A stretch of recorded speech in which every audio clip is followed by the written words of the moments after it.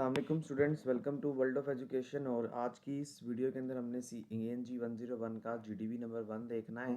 और बहुत आसान सा GDB है। मोस्टली बच्चे जो है वो GDB बनाने में गलती करते हैं, वो कॉपी पेस्ट कर लेते हैं। तो GDB के अंदर स्पेशली चीज़ का आप लोगों ने ख्याल रखना है। बहुत सारे ऐसे बच्चे होंगे जिनको GDB सबमिट करवाना ही नहीं आता, तो आप यहाँ पे पोस्ट मैसेज पे क्लिक करेंगे। तो वैसे तो ये site can not be reached होती ही रहती है, यहाँ पे LMS में काफ़ी एरर्स आ रहे होते हैं।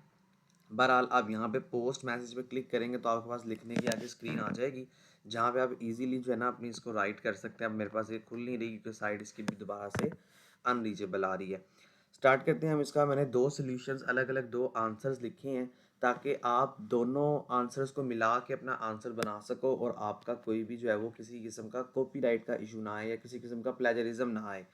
तो देखें जी, क्या कहता है ये आपका क्वेश्चन है छोटा सा। A rich vocabulary lead to better comprehension। जो रिच वोकेबलरी होती है, अच्छी वोकेबलरी, आप इसको समझ लेंगे, वो आपको बेहतर पैराग्राफ देती है। डू यू एग्री या डिसएग्री विद दिस स्टेटमेंट? आपने बताना है कि आप इस स्टेटमेंट से एग्री करते हैं या नहीं। Right your own views. आपने अपने व्यूज़ में इस टॉपिक के ऊपर जो है ना कमेंट्स पास करने हैं, जो कि 200 या 250 वर्ड से ज़्यादा एक्सीड नहीं करने चाहिए।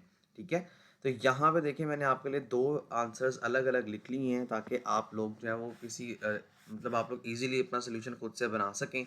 और अगर आप मुझसे ये सोल्यूशन पेड बनवाना चाहते हैं तो ये मेरा नंबर है।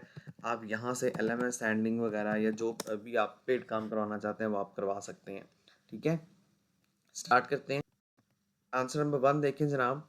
मैंने लिखा है यहाँ पे यस, हाँ जी, I support the idea that having a strong vocabulary improves understanding. सिर्फ वर्डिंग चेंज कर सकते हो आप, बाकी जो मैंने लिखी है बात वही आप यहाँ पे एज इट इज़ लिखोगे। हाँ, मैं इस चीज़ से एग्री करता हूँ कि जो स्ट्रॉन्ग वोकेबलरी होती है वो अंडरस्टैंडिंग को बहुत इंप्रूव करती है। When someone knows many words, जब कोई बंदा जानता है बहुत सारे words, they can more easily make sense of what they read. तो वो इस चीज़ को ज़्यादा अच्छे तरीके से समझ सकता है कि वो क्या रीड कर रहा है और हियर या क्या सुन रहा है। Every word carry its own meaning. ये तो हमें सबको ही पता है, बहुत आसान वर्डिंग में मैंने इसका सोल्यूशन लिखा है। हर बंदा जो है उसको वो कैरी, यानी कि सॉरी है एवरी वर्ड कैरी, हर वर्ड जो है वो अपना एक अलग मीनिंग रखता है। And knowing a wide variety help provide interpret sentence and ideas more accurately. यानी कि अगर आप यहाँ पे ये बताते हैं कि अगर आपको वाइडली नॉलेज है सेंटेंसेस का, वोकेबलरी का, तो आप अपनी आइडियाज़ को ज़्यादा एक्यूरेटली के साथ जो है वो इंटरप्रेट कर सकते हैं। फॉर एग्जांपल, मिसाल के तौर पे जनाब, जब आप रीड करते हैं किसी भी आर्टिकल को, आप यहाँ बुक लिख सकते हैं, मैंने यहाँ पे आर्टिकल लिखा है। या फिर आप स्टोरी मैंने लिखा है तो आप बुक कर लो, आप पेपर न्यूज़पेपर कर लो, XYZ। Unfamiliar words can confuse the reader and break the flow of the understanding. क्या कहता है कि वो वर्ड जिसकी यूज़र को समझ नहीं आ रही, जिससे वो फेमिलियर नहीं है, वो वाले वर्ड जो हैं वो क्या करते हैं, यूज़र की अंडरस्टैंडिंग को ब्रेक कर देते हैं। ऑन द अदर हैंड, जबकि दूसरी तरफ a person with a broad vocabulary can grabs even complex ideas quickly. तो वो ये कहता है कि जब आपके पास वोकेबलरी का नॉलेज ज़्यादा है, ब्रॉड वोकेबलरी है, तो उस टाइम पे आप जो है अपने आइडियाज़ को क्विकली फैच कर सकते हो क्योंकि आपको समझ आ रही है कि आप पढ़ क्या रहे हो। This makes learning smoother and faster. ये क्या करता है, ये आपकी लर्निंग को स्मूथ कर देता है। Specially in subjects that use technical terms और डिटेल्ड एक्सप्लेनेशन। स्पेशली उन सब्जेक्ट में जैसे आपके CS के सब्जेक्ट्स हैं जो कि टेक्निकल सब्जेक्ट्स होते हैं, तो वहाँ पे आपकी अंडरस्टैंडिंग, आपकी डेवलपमेंट, आपकी जो है वो चीज़ों को समझने की सलाहियत ज़्यादा हो जाती है।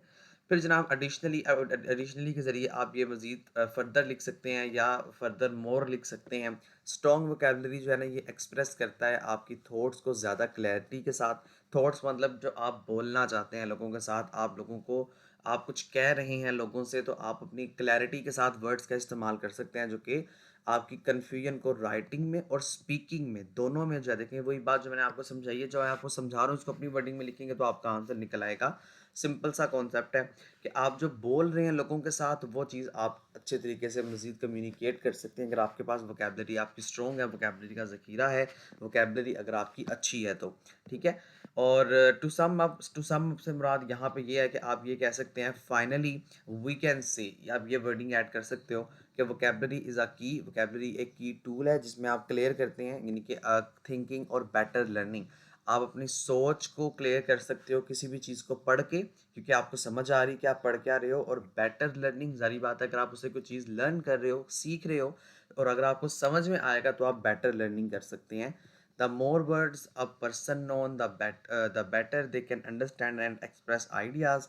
सिंपल वही वाली बातें जो मैंने ऊपर लिखी यहाँ पे दोबारा एक्सप्लेन कर दी है कि अगर आपके पास ऐसा एक पर्सन है जो कि नोन जानता है तो वो बेटर अंडरस्टैंड कर सकता है और एक्सप्रेस कर सकता है आइडियाज़ को। So that's why vocabulary should be a regular part of education and the daily life. So I am totally agree with this statement. इस तरीके से आप इसको लिख सकते हो। So this is your answer one. Simple सा आंसर है, मैंने कोशिश की कि मैं इसको बहुत मुश्किल वर्ड्स में ना लिखूँ, आप लोगों के लिए सिंपल रख के इसको लिखूँ। नेक्स्ट आंसर नंबर टू, ये कुछ स्टूडेंट्स पहला वाला आंसर लिख लें, सिर्फ एक आंसर लिखना है, दो आंसर नहीं लिखने आप लोगों ने। और कुछ स्टूडेंट्स जो है वो दूसरा आंसर लिख लें, क्योंकि बहुत सारे स्टूडेंट देखेंगे यूट्यूब पे आके मेरी इस वीडियो को, तो आप लोग इस आंसर को एज इट इज़ कॉपी नहीं कर सकते। आप मेरे बताए हुए वर्डिंग देखो, आपकी सेंस यही रहेगी, वर्डिंग चेंज हो जाएगी। तो मैंने दूसरे में वर्डिंग चेंज की है, yes I agree with the statement. अब ये मैंने स्टेटमेंट लिख दी कि rich vocabulary lead to better comprehension. Vocabulary जो है ये लैंग्वेज का और कम्युनिकेशन का एक बहुत इंपॉर्टेंट हिस्सा है। जब पर्सन जो है उसके पास रेंज ऑफ वर्ड्स होते हैं तो वो क्या करता है, वो क्विकली अंडरस्टैंड करता है, और जो कॉन्टेक्स्ट है, कॉन्टेक्स्ट का मतलब जो भी आप पढ़ रहे हैं, जो आपका कंटेंट है, उसको आप बेहतर तरीके से रीड कर सकते हैं, या अगर आपके साथ कोई स्पीक कर रहा है इंग्लिश में तो आप उसको बेहतर तरीके से हियर कर सकते हैं, सुन सकते हैं। ये प्रोफेशनल और एकेडमिक के अंदर बहुत इंपॉर्टेंट होता है, जहाँ पे कम्प्लेक्स आइडियाज़ जो है वो होते हैं। रिच वोकैबुलरी जो है वो सिर्फ आपको डिफ़िकल्ट टास्क को समझने में हेल्प नहीं करता, बल्कि आपके एक्सप्रेशंस को भी इन्हेंस करता है। इट ऑल्सो इंडिविजुअल्स पर्सन को कहते हैं, आप पर्सन लिख सकते हो, कि ये अलाउ करता है पर्सन्स को कि कम्युनिकेट करें ज़्यादा प्रिसाइजली एंड इफेक्टिवली। देखो प्रिसाइजली यहाँ पे वर्ड का मतलब होता है कि आप ना छोटे लफ्ज़ों में ज़िक्र करें। जैसे मिसाल के तौर पे मैं आपको कोई चीज़ समझा रहा हूँ, तो एक तरीके के मैं बहुत लंबा चौड़ा जाके कोई एक छोटी सी बात समझाऊँ, या एक तरीके मैं आपको बिल्कुल ही स्टैंडर्ड वे में अच्छे तरीके से एक छोटी सी बात को छोटे से ही टाइम के अंदर एक्सप्लेन कर दूँ, तो ज़ाहिर बात है वो छोटी सी बात को एक्सप्लेन करने के लिए भी मुझे वोकैबुलरी चाहिए, ताकि मैं अपनी बात को अफेक्टिवली जो है वो आपके साथ कम्युनिकेट कर सकूं। ये क्या करता है, ये अवॉइड करता है मिसअंडरस्टैंडिंग्स। अवॉइड का मतलब होता है कि ये आपको जो बचाना, यानी सिंपल कि अवॉइड कर रहा है ना, हम कहते हैं इसे अवॉइड करें, बचें इससे, तो ये मिसअंडरस्टैंडिंग से बचाता है, क्योंकि वोकैबुलरी का ज़ख़ीरा आपके पास है, आपके पास वोकैबुलरी के वर्ड्स हैं, आप वोकैबुलरी जानते हैं।